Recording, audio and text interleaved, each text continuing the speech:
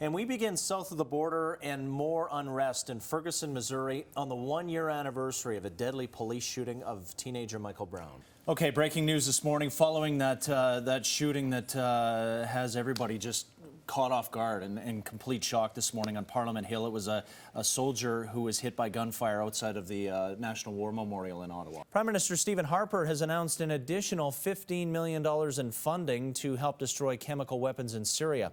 That announcement was made in Jordan, and that follows yesterday's pledge of $100 million in new aid to help the country deal with the flood of Syrian refugees. There's about 2,000 men and women in uniform here outside the Holy Parish Church in St. Albert. They've been arriving over the last couple of hours. A muster point in this parking lot.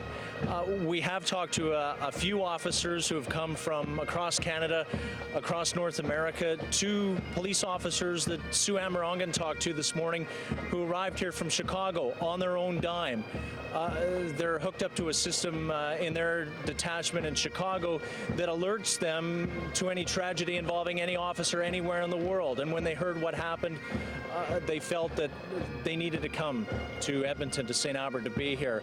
Milton McRae is a 77-year-old retired police officer. He's one of the members on the bagpipes behind me this afternoon who will make his way down Service Place. The streets are littered with thousands of people wearing red this afternoon, carrying Canadian flags. And we'll talk to some of those people in the moments to come, Daryl. In this day and age, hard to believe that somebody can actually keep a secret anymore, right? I know. The story dominating discussion this morning, of course, the sudden resignation of former Premier Alison Redford. And that news filtering out overnight. And joining us from the legislature with reaction to this and more on the decision, Nicole Weisberg standing by.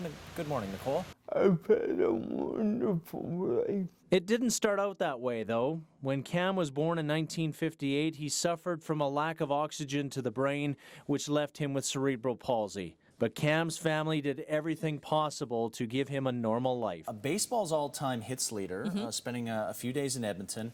He's sharing his story and hoping a whole lot of other people will actually learn from his mistakes. Hoping to get that second chance. I know you recently told CBS News that you still believe at one point that you'll end up in Cooperstown in the Hall of Fame, even if you're 6 feet under. This is just too cool, isn't it? Having Chris Hadfield here. I don't know if he thinks it's that cool, but we're really glad he's here.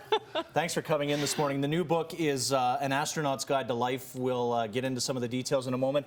Mackenzie, who is a daughter of one of the CTV Morning Live staffers here, gave you a present. She was here at 4 a.m. with her dad. How does this, being in Edmonton now, compare to 85?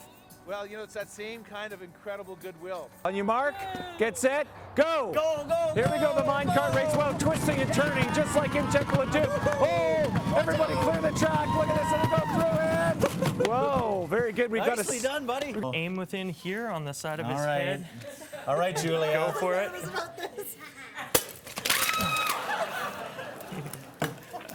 Oh, man, you swung that pretty good.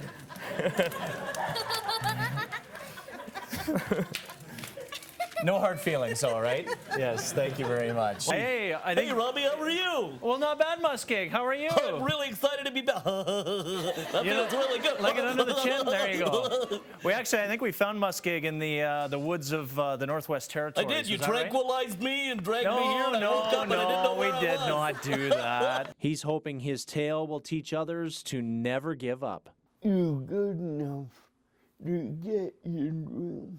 Rob Williams, CTV News.